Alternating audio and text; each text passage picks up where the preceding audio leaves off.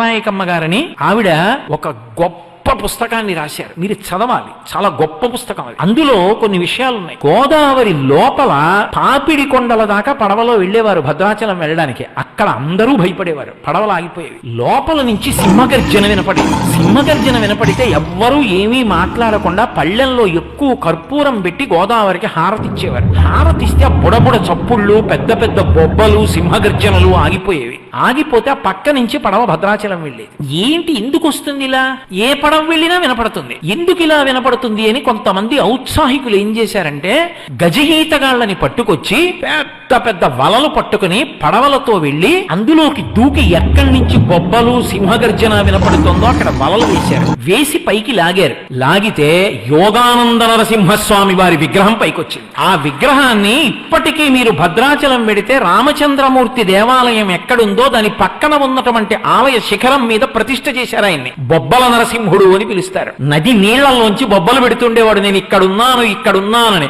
హారతిస్తే పడవెళ్ళేది. ఇది అభూత కల్పన కాదు. మీరు కావాలంటే భద్రాచలం వెళ్ళి అడగండి. గోదావరి తల్లి కడుపులో పెట్టుకుంది బొబ్బల నరసింహుడిని. ఆయన లక్ష్మీదేవిని కూడా పక్కన పెట్టుకోడు. యోగానంద నరసింహుడు యోగంలో ఆనందం అనుభవిస్తూ ఉంటాడు. అందుకే అర్చనకి మరి సశక్తియుతుడైతే తప్ప కుదరదు. అందుకని లక్ష్మీదేవి ముద్ర ఉన్నటువంటి బంగారు మాడ ఉన్న హారాన్ని ఆయన మెళ్ళో వేసి అర్చన చేస్తారు. మీరు ఇప్పటికీ వెడితే చూడొచ్చు.